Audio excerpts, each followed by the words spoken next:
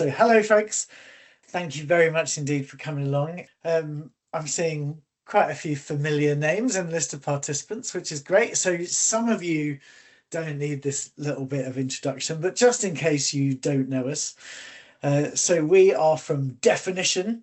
We are a team of specialists in communications and brand and marketing with a mission to make an unforgettable impact on the organizations and the individuals that we work with. And just so you know who I am. So I'm Neil. I'm one of the grandly titled managing partners of Definition. I look after our creative teams, but probably for the purposes of today, the most important bit is that I'm a writer. Luke. Thanks, Neil. I'm Luke. I'm AI director at Definition. This basically means that I help our clients make AI actually work for them. In this particular scenario, I'm AI's champion. I'm playing the role of the machine, you could say. Yeah, thanks, Luke. A role that comes surprisingly easy to Luke. Oh, hello to Madam Fabulous in the chat. In Australia, I think maybe you've stayed up late for this with a glass of wine. This is better than Netflix, isn't it? So hopefully, folks, this will be pretty informal. So feel free all the way through to add stuff in the chat. We'll be doing some stuff in the chat, actually. But particularly if you've got questions, do post them. And I know Tom and Roxanne from our team are keeping an eye on any questions. So if something feels really urgent, they're going to interrupt us. But obviously we will take some questions at the end of it. So this is about how creative teams work brilliantly with AI. And in Definition, we have teams of writers, video makers and more, and they are all working with AI and various different models every day.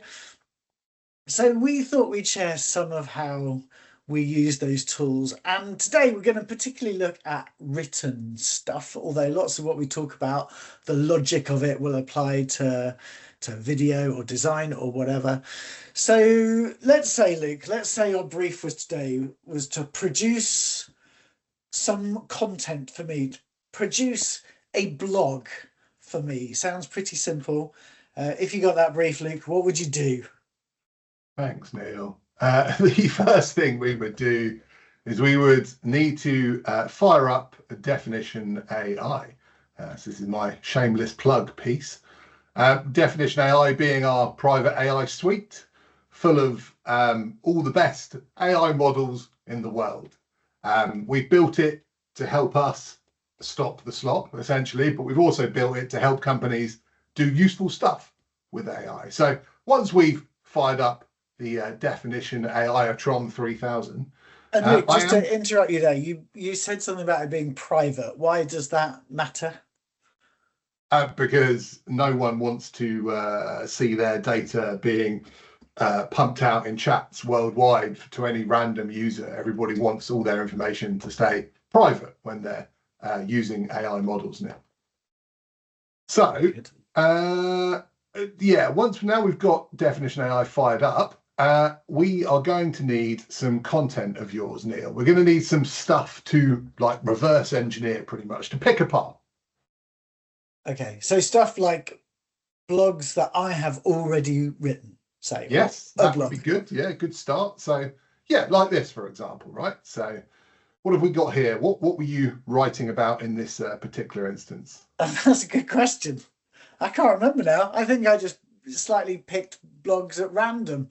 But and certainly this isn't the whole blog. This is just like a few paragraphs so people get the idea. Well, we've got some good bits in here, at least. Like we've got some interesting mannerisms and you've referenced some of your heroes. Boris there down the bottom, so we can see that you like to use real life figures. You're just trying to rile me now, Luke. I'm sure it was relevant at that moment in time. But interestingly as well, we've got some indications of things like the kind of punctuation you like using, sentence length, kind of clausal structure, stuff like that. Kind of geeky linguistic stuff, but super useful. Have you got anything else we can use? I can give you another blog, Luke. Oh, look, there was a picture of me that sadly I didn't click on. Right, great. So we've got what have we got here? Manchester Good, Manchester Good, Manchester Good. It's a classic Neil That's a Taylor great bit of style shape. writing. Indeed, yeah.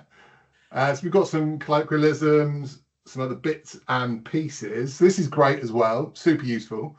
I mean, ideally, we would have some other types of content as well. So things like anything you could give us, really, but a nice assortment. So speeches, maybe some of your diary entries, some of your Adrian Moles diary entries, your social posts. Reference for the kids there, Luke. Adrian Mole. Very good. Anything we could get our hands on, really. But for now, though, this will do.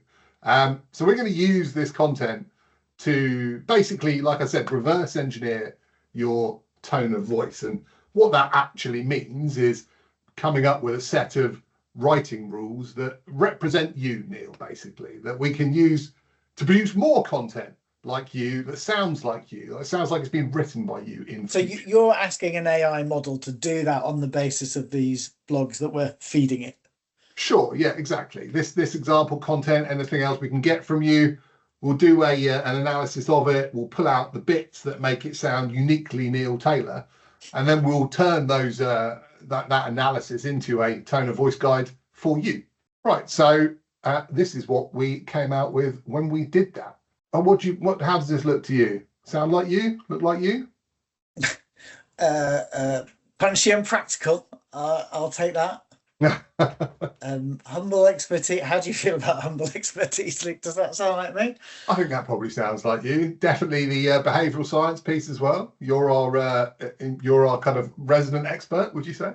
Well, I would say enthusiastic amateur, but I guess so. What it's got, for instance, what it's got right in that tone bit is evidence-based, but not academic.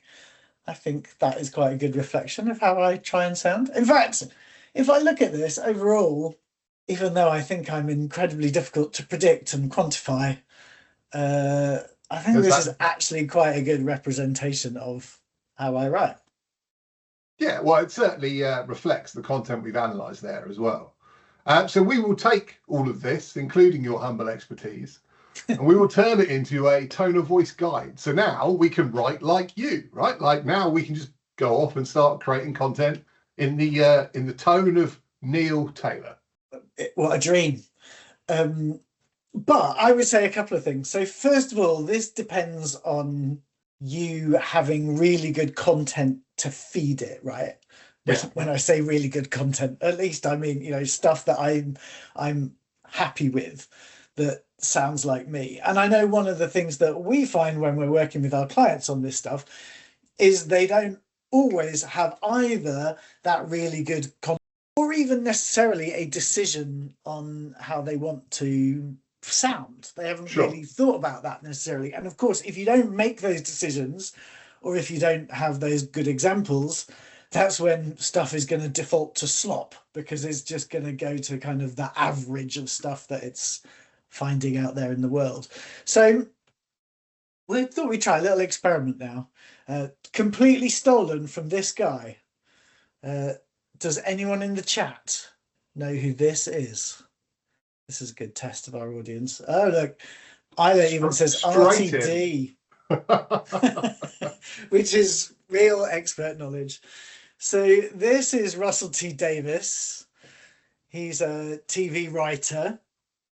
You might know him as the writer of things like Queer as Folk, but he's also been the showrunner on Doctor Who twice. And he has a little trick, which is about defining a character, but just as much he could use it to define a tone of voice. He says that when he's writing one of his scripts, he introduces a new character with 3 adjectives, just to try and capture what is the essence of this person who's just walked in. So I thought I would do that for myself. If I was trying to have a go, if I get just 3 words, this is what I'm aiming for. I'm not saying I always get it, but in the stuff I'm writing, I think this is what I'd like people to say, that sounded self-aware and opinionated and witty. Maybe we should have had a voting button in the chat. So here's a little experiment, folks. I'm going to give you 30 seconds. And I would like you to have a go at doing this for yourself. If you were trying to capture your tone of voice in 3 words, RTD style, what would they be? Thank you, Helen. First one in. And obviously, as a writer, I get intrigued by the ones that have maybe surprising words in them. So eccentric jumped out at me. I think that was Reese. There was another one that jumped out at me somewhere. Oh, in Rena or Rainas, I do apologize if I'm pronouncing your name wrongly. That had charming. Charming is the kind of word you don't see in a tone of voice guide very often. Yeah, nice. So I guess this, Helen's just put Yorkshire in. I'm so sorry, Helen. This is where I tell you that all my family's from Lancashire, and my dad used to say, I'm from right side at Pennines, and when I say it right side, I mean left. Quite an in-depth joke for anyone who's outside the UK.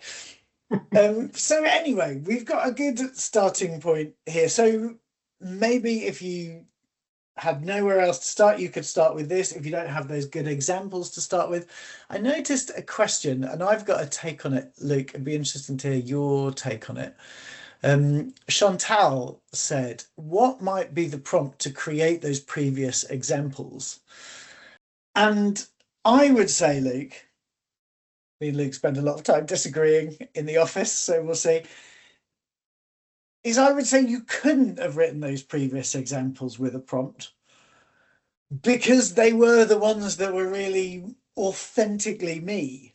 And that is going to come from something that I am thinking and the way that I express myself. It would have been quite hard to get to them with a complete blank slate, although these 3 words are starting to give you some of it.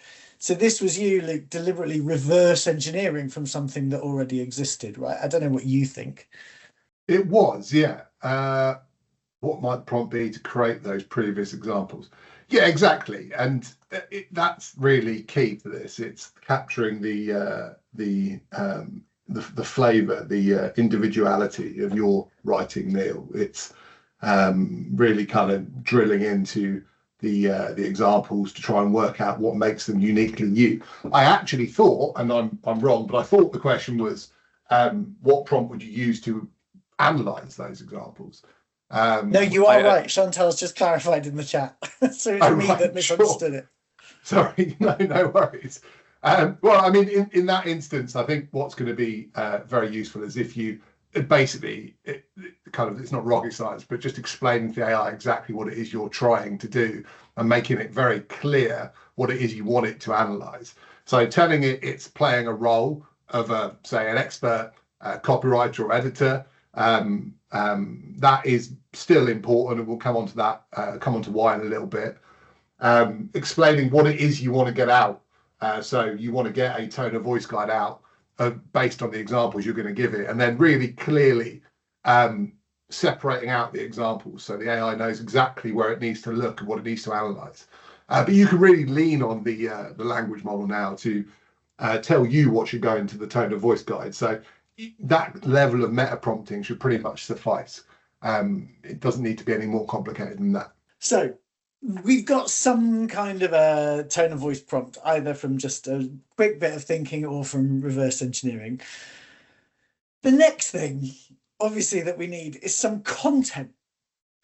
And this is a battle that I'd say we've been having in definition for quite a long time, since way before AI. Because for years and years and years, our clients have been coming to us saying, we'd like to produce a bit of thought leadership. And we go, great, we'd love to help you with that. What's the thought? And they go, oh, we thought you would come up with the thought, even though they are the experts in corporation tax or health and safety or whatever the thing was that they were trying to do a bit of thought leadership in. So again, if you just say, write a blog in Neil's tone of voice, yeah, it might get the tones somewhat close, but what do I actually think? What is my opinion? What do I get excited about? What do I get angry about?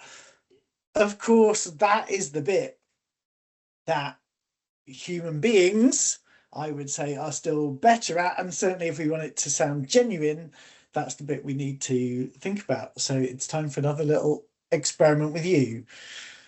Thinking about some mantras. So this is something that we run workshops on actually, often for leaders to see if they can get the stuff that they really believe into a nice little pithy expression. And some of them do, and some of them become famous. So if I show this phrase on screen, move fast and break things, in the chat, you are all going to instantly tell me who is known for that mantra, if you like. So yeah, it is Facebook. It's Mark Zuckerberg. My colleague Hannah showed something in a session the other day that when they realized that the break things was causing too many problems, that at one stable infrastructure, which It's obviously catchy. I like it. doesn't quite have the same spirit. But yeah, move fast and break things is Mark Zuckerberg. Okay, name this thought leader. Rena or Rainer? He's always the fastest with every answer. Very impressive. Yes, this is Michelle Obama. Finally, who is this? Oh, It very is good. Simon Sinek. This is just to show up those of you who've been listening to TED Talks and reading lots of LinkedIn articles. So what I think all of these people do is they manage to take kind of quite big thoughts and opinions and reduce them down into something like a mantra that they tend to repeat over and over again, or they turn it into a model or something. If they are leading businesses, they instill it into the people who work for them, who in turn then go and instill it into their teams. So, like I say, we quite often do this with leadership teams to see if we can get them to hone in on what they really believe. And years ago, I left a job, and one of my colleagues very sweetly got the people that I worked with to write down what they had learnt from me in working with me. And one of them really stuck out to me because one person had written, "It's only work." And I was pretty happy with that. If that was the lesson that they had taught from me and passed on, uh, I was pretty proud of that. So, you know what's coming, folks. This time, I want you to think, what's your mantra?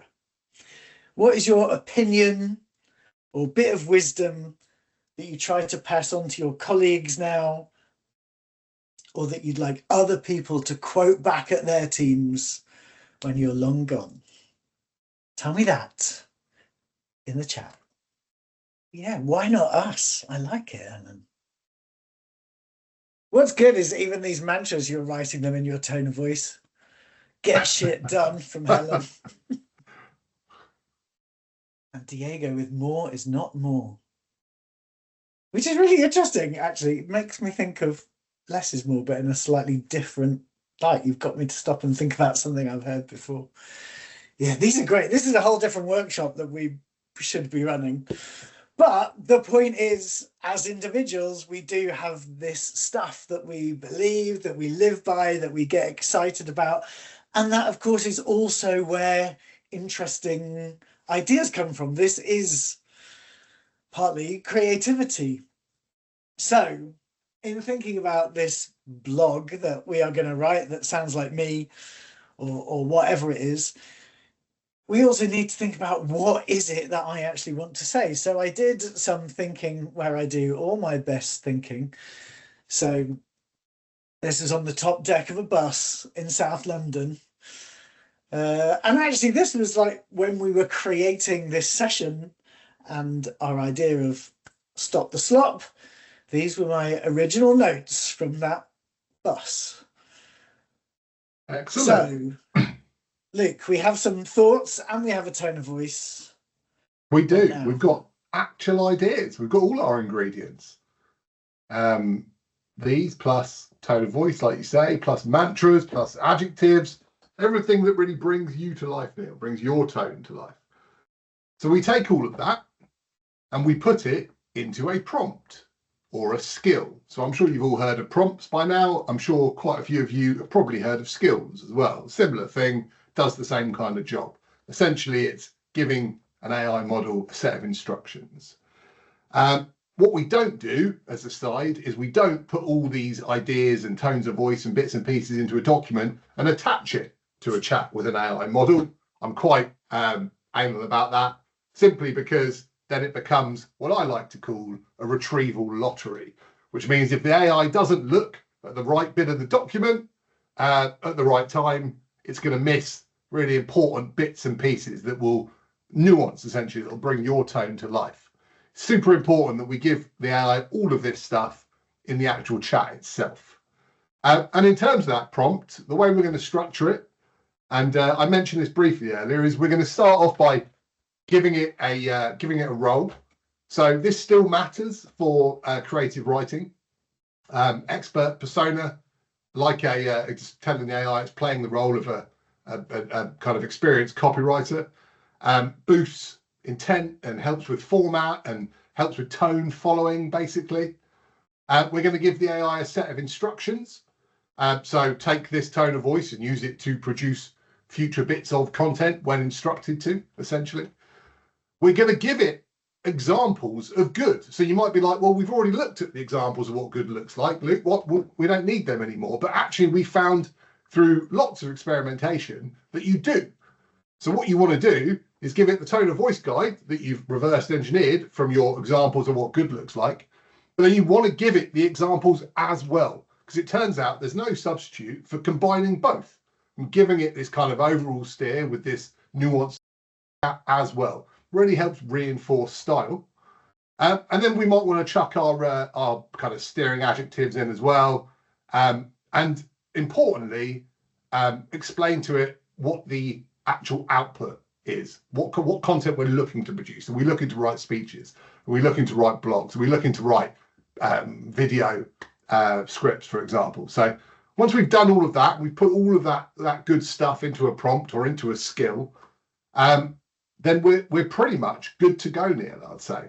We're then going to chuck all of that into our large language model of choice, or several, you could say. That's what we did.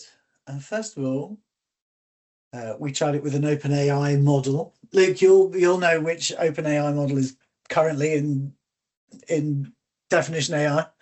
Well, I do. This was an older model, though, we were using. So this is the US Government Department of War's favourite, GPT 5.1. Now, to be honest, I'll ask you feedback in a second, Neil. I mean, straight away, I can spot some neologisms in there because I can literally see mantras are good, mantras are good, mantras are good, right? And that's what that was part of the content we originally analysed. But to be honest, before I hand this over to you for critical analysis, I'd say we wouldn't actually expect this to be that good, simply because we've been told by OpenAI CEO Sam Altman that when it comes to copywriting, in his exact words, I think we just screwed that up. And they've had a bit of a record now for producing models that aren't great at writing. So on that basis, Neil, what would you give it out of 10? Well, I'm giving it a 4, maybe. I mean, you pointed out the thing that jumps out, right? So Manchester good, Manchester good, Manchester good. It has literally just lifted the headline from something else that I wrote, even though it's got nothing to do with this actual subject. So that is pretty, I mean, literal in a bad way. Also, you might have noticed that in my handwritten notes, there was this sentence, colourless green ideas sleep furiously. And that's because I'm a language geek. I did linguistics at university. And when I was thinking about it on the top deck of the bus, that phrase came to me. But we didn't give any of the AI models any context as to why that was relevant. So you can see in this, the second paragraph with a subheading, It's trying to work out what point I was making with colourless green ideas sleep furiously. And it's decided the point that I was making is only humans are this weird, which actually is kind of a reasonable stab at what that point might be, but actually wasn't what I was trying to say. But there's some, there's some other stuff that's all right in here. It's not terrible. Well, let's try that same prompt in another model, because that is one of the benefits of definition AI. We have plenty of language models, and we know which ones are good, and we surface them in the environment. So what have we got next? Why don't we try it using Google's Gemini, for example? So what have we got here? Okay, so this looks good. We've got once again, it has lent on your linguistic quirk of colourless green ideas sleep furiously. Got some neologisms in here once again. What have we got? I think we can see Dolly Parton there. So one of calling out kind of historical figures, kind of. Oh, that's harsh, Luke. She's still going strong, I think. Well, yeah, true, yeah. And then we've got an interesting bit at the end there. That sounds quite a lot like you, I'd say. No, it doesn't. No, it's interesting that you pick out the bit at the end.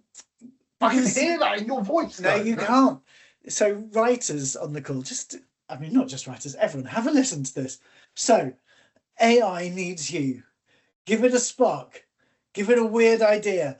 And then it just sort of falls off a cliff. So yeah, that 3-sentence ending is such an AI giveaway. Probably yes, it is, but it isn't a very good one, is it? Like the rhythm of it totally doesn't work. Also, if I look at the final subheading, that be opinionated, be opinionated, be opinionated, again, it's kind of literally taken that pattern that it had in the examples. At least it's made it irrelevant to this subject by changing it to this be opinionated thing. But again, that thing was only really relevant because I was talking about the repetition of mantras. And again, it's had a go with colourless green ideas sleep furiously. It says, a linguist used that famous sentence to show that a sentence can be perfectly correct, but totally nonsensical. That isn't the point of that sentence. But again, I wasn't giving it much to go on, and it's giving it a try. So I reckon this is a bit higher. Getting there. Fair. And what I would say as well is honourable mention for the latest Gemini model, which recently ranked the highest of all the language models according to our language team's analysis. So Google has been making great strides in the tone of voice piece, in the creative content piece. Okay, well, let's try one more model, and this is a hard and fast favourite of our language team. So let's give Claude a go. Brought to you by Anthropic and Dario Amode. So we would expect this to be good, right? This is one of the a fact I find quite interesting is back in the early days of definition AI, it was our language team that came to us and said, look, we need to add Anthropic's models to the mix because they're so good at writing. They're not particularly verbose, and they really kind of get tone of voice really quickly, and the output's just so much better. So we would expect this to be quite good. What do you think of this? Well, if I look at this as a whole, I mean, annoyingly, I was trying to pick holes in this, and there are some holes to pick, of course there are, but a lot of it, honestly, does sound quite like me. Like if I look right at the end, otherwise it's just robots writing slop based on the slop we wrote. And honestly, we're better than that, are we? We'd better be. Kind of could be me, Luke. Cool. And naturally, there's stuff I'd edit because I'm a writer and I'd edit stuff if a human wrote this for me. But overall, it's pretty impressive, I think. Well, look, there's one more thing we actually forgot to do, which we should have done up front, which was actually ask for feedback. And when I say ask for feedback, I mean get the tell the AI who the intended audience is for this, because that will make a massive difference to the output. describing who it is this is actually written for. It might mean it changes it a lot. So, for example, if the intended audience was somebody like this, for example, as a call center operator, somebody maybe who is worried about AI, somebody whose job might be at risk even from AI, and it all changes, right? Like, yeah, we've got your tone of voice, we've got the examples it's going to be calling on from a stylistic perspective, but structurally it's going to be different. We're going to see a reordering of information probably. Like, it's going to make it much more tailored to them. Detailing the audience the content is intended for actually massively changes the output. So, yeah, this is a good example of why you need to give the AI the audience to consider as well when you're putting this stuff together. So yeah, I then asked the AI to imagine it was a call center operator, and then after that, I asked it to imagine that it was someone in an organization who was at risk, their job was at risk, maybe connected to AI, and I asked it to critique the blog that it had written from their point of view. So this is the idea that sometimes you'll have heard people talk about as using AI as a sparring partner. And actually, with this example, it didn't pull any punches. Like, it was pretty tough. It was sitting there saying, well, you're worried about creativity and what sounds authentic and what doesn't. I'm worried about my job. I'm worried about how I feed my children. Maybe you could bring that into your argument, Neil. And actually, I think that is a really valuable thing to do. It's something that we do with the humans in our teams anyway. But to get some of this critical input, I think in this case would have been really valuable. Absolutely. And I think when it comes to role prompting, I think people tend to fixate on the actual role you tell the AI to play, right? So you tell the AI to play the role of an expert copywriter involved in a particular sector, for example. The two elements of role prompting people typically forget is firstly, the telling the AI who it's actually talking to when it's producing content. So if I was producing a prompt for you, Neil, for example, so it could produce content in your tone of voice, I would tell it was going to be dealing with you, it'd be talking to you. The kind of third type of role prompting you need to think about is the actual audience as well, because, yeah, as we've just discussed, that's going to make a massive difference to the output. That being said, now we've got the content from Claude that you were fairly happy with. Why don't we consider what else we can do with this? This is one of my favorite things about AI, right? Is that you can really make your content work a lot harder. You can get a lot more from it. So what else could we do with it? Right. So yeah, for example, we could turn it very quickly into some LinkedIn headlines to drive engagement. Once again, leaning on the tone of voice guide we've given it. Or you can tell your background, Luke, using phrases like drive engagement. I'm just going to leave that. Sorry. Or we could. Or we could turn it into, what else have we got here? A speech. Yes, a speech, for example. Or even a kind of short video clip. So do you think does that sound like you, Neil? Is that something you can see yourself saying over a 10-second video? So it's interesting. I often find that the shorter it gets, the worse it gets, right? Because you have less room to really capture what is special. And those people on the call who are writers, I know there are quite a few of us, all the old cliches about it's harder to write something short than it is to write something long really come out here. So I wasn't that impressed with its super short video script. So I had to tackle that myself. Well, I mean, this also kind of goes back to the very beginning where we were talking about the type of content we should be giving the AI to analyze and the type of examples we should be giving it to mimic, essentially. So if we were particularly interested in a 10-second type video clip, we'd want to give it lots of examples of that content that you thought looked good. Anyway, we've got this where we've been talking about like the written side of content creation. I know we've only got 5 minutes left by the looks of it, so I better stop going on and just crack on. Why don't we actually get something to literally sound like you, basically, instead of actually just writing like you?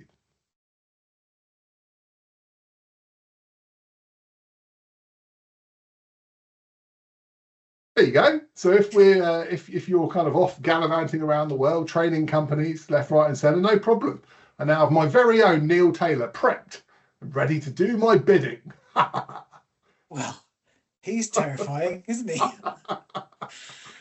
Uh, but I mean, obviously, I would say. Oh, Louise says the voice was good. Yeah, I was quite impressed with the voice. I have to say, I thought it was quite like me, and that's a pretty simple visual that we're working with there.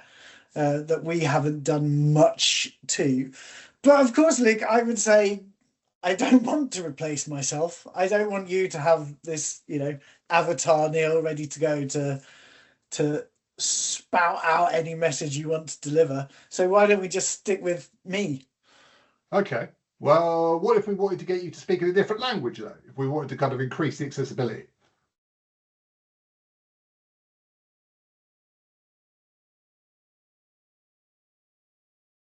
Now, what we haven't discussed thus far today, which is, I think this is probably a good time to bring this into the conversation, is where we would naturally include a human in the loop. So a human expert who can actually speak Portuguese and could give us some feedback on the quality of that translation.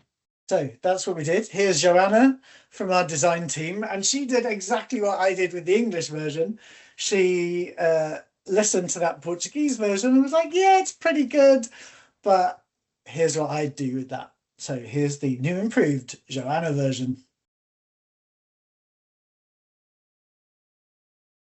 I don't know if we have any Portuguese speakers on the call who can tell us what they think of the quality. Obviously, I can't really judge it, but there is something quite exciting for me that I can now deliver my messages well in other languages that sound, uh, as close as we could get right now to something that I might genuinely say. And obviously, we can imagine lots of different uses of that. So we are almost to time, folks. Some of you probably have to disappear in 2 minutes. We will stay on to take any other questions and or thoughts or whatever. But I guess the important thing to say here is this is how we are working at Definition. We've got our teams of creative specialists working alongside Luke and his team of AI specialists. And naturally, we're finding stuff that we can only do well together. So very brief, mini sales pitch before we take questions is obviously if you need help creating content using AI, we can create prompts, we can give you consultancy on how to achieve tasks. We run training in this stuff. And as Luke said, obviously, we've built our own platform to take all the best models and put them all in one secure place and make them easy to use. So we're doing that for clients too. So if you're interested in any of that, drop us a line after the session. Otherwise, I think we'll see if there are questions or thoughts. Tom and Roxanne, you'll be able to tell me, are people able to unmute? I think so. Right? I'm not sure people are able to unmute, but there's always the chat. Okay, well, let's have a look at the questions. So Luke loves a question about Copilot. So Kirsty says, do you find you can work well with marketers who are in organizations that only allow you to use Copilot? Copilot uses OpenAI's models, it uses Anthropic's models. In that way, it means we can get some decent stuff out of it. We do just have to work within its restrictions, whether that's character counts or ways it's been set up organizationally. But we are working with plenty of clients who have Copilot as their primary AI tool. It is doable. We often find kind of creative solutions to problems, whether that's the most effective way, for example, to truncate a tone of voice guide. You'd be amazed at the kind of things I do on a day-to-day basis with people like our head of language, Nick Padmore. So yeah, we do work with clients with Copilot.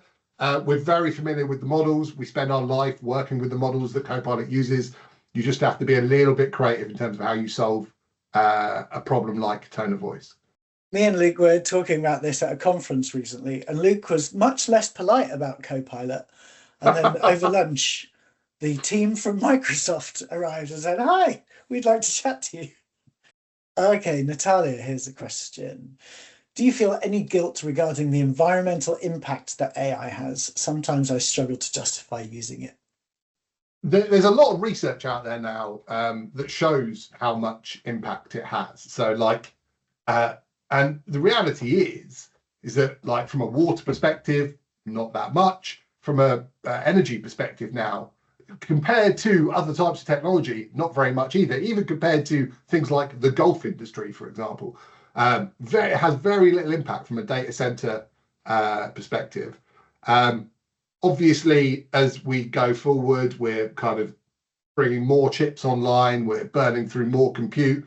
But I'll happily signpost some kind of some research that you may or may not have seen in terms of its environmental impact. And then I think it's just a case of kind of putting it alongside everything else we use on a daily basis.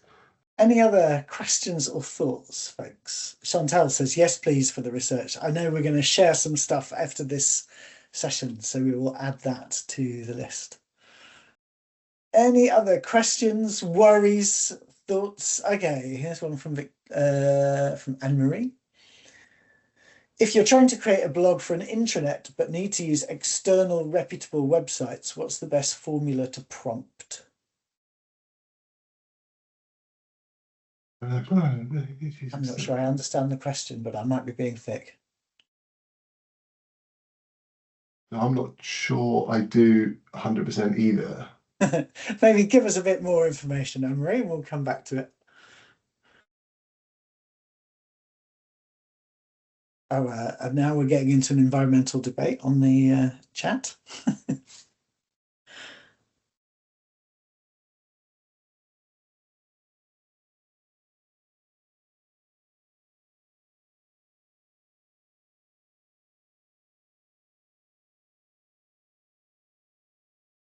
Thank you, Louise. A few people dropping off now. We say goodbye. Meanwhile, we'll just wait to see if Anne-Marie wants to add any more to her question. Thank you to all of those of you saying thank you. Okay, so in terms of visual graphic creations with AI, can I train an agent to create graphics with very minimal to no editing at all? As I assume you mean to get to the finished product. The answer is yes. You don't even have to train it. So you can simply upload reference images and you'll find you can get a long way by just doing that. In terms of it mimicking your brand style and keeping it consistent with your kind of color palette and stuff like that. There is a whole nother session we do on image prompting and the kind of specialist way you can manipulate models, image generation models. You can also, I would also recommend checking out things like there's a lab called Ideogram. They've just made it very easy to train models in your brand imagery. So previously you would have to develop something called a LoRa, which is like a fine-tuned version of a model. But now you can, there's a kind of a really kind of user-friendly way where you can upload your own images and use them to create a version of an image model that will only output images in your brand style. The thing I would add, so I don't know the context of the question of why you want to do the minimal to no editing. Maybe that's just an efficiency question. We've been looking at writing examples today. Obviously, I do want to tweak those writing examples, sort of as a point of professional pride in a way, but it's still probably going to be much more efficient to produce, lots of writing at scale using the AI models.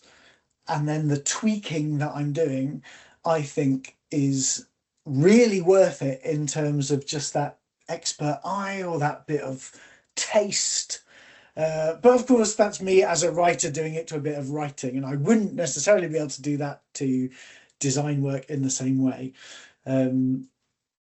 So I'd say don't be afraid of that little bit of tweaking unless you really want that off your desk.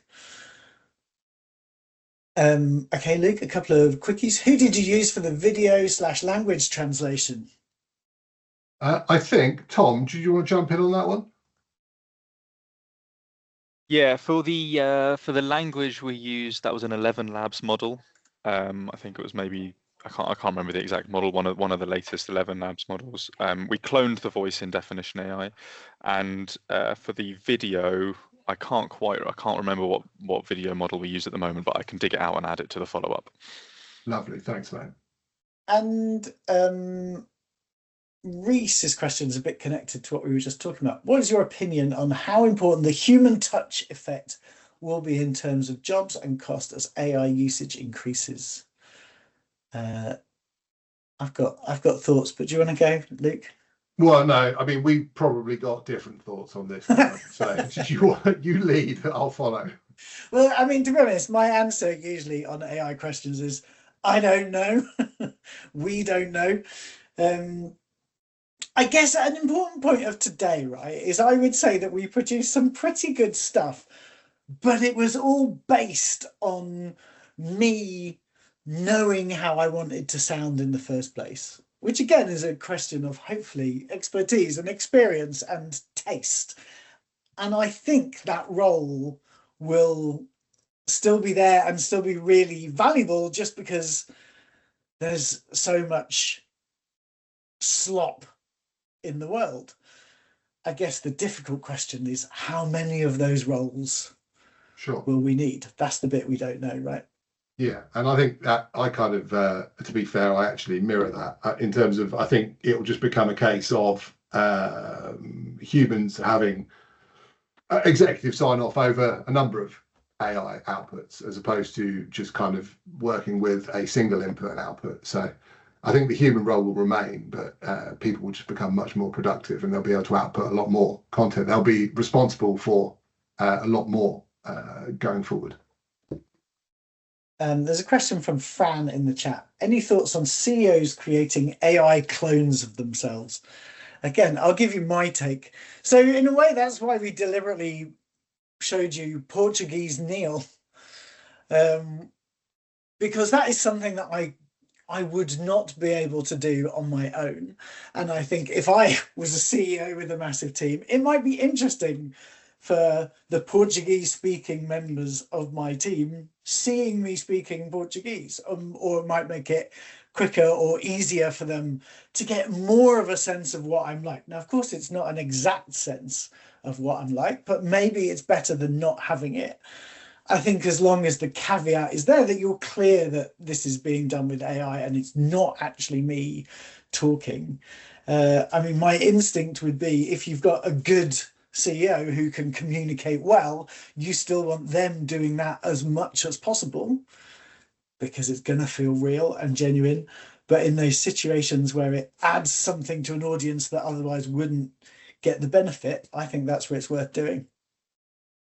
I also think that CEOs aren't always good candidates for having a bank of content that looks great, that they're really happy with, for example. Maybe their lives haven't been involved, they haven't generated a lot of stuff in the past. So we have done work where we've explored tones that they would like to mix together from maybe historical figures or other people in the business world, for example, to help them generate their own tone of voice. So putting together that ideal ingredients list. And yeah, that is, I think, where a lot of C-suite people maybe fall down, is that they don't have that kind of bank of content ready to go. We do GEO at Definition, yeah. Oh, I didn't even get to ask the question, Luke. What am I even for? I really could be replaced by my avatar.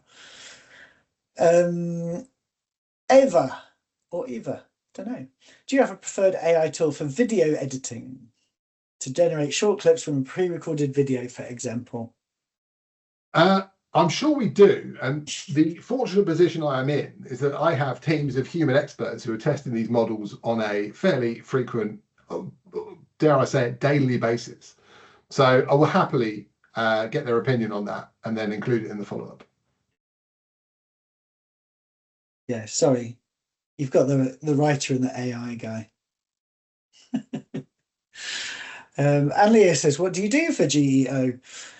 Which again might be one of those ones that we slightly swerve. We have an expert called Matthew, who I'm sure would be able to bend your ear about it. So Leo, maybe we'll take your details and get Matthew to come back to you. Brilliant. All right. Well, thank you so much for coming and asking good questions and giving us your mantras. Hopefully your mantras and your tones of voice will be useful for something. And yeah, we will be running more of these sessions. It sounds like we've got questions about video and image generation. So Kian, keep an eye out for those. Thank you, folks. Cheers, guys. Have a good day. Bye-bye.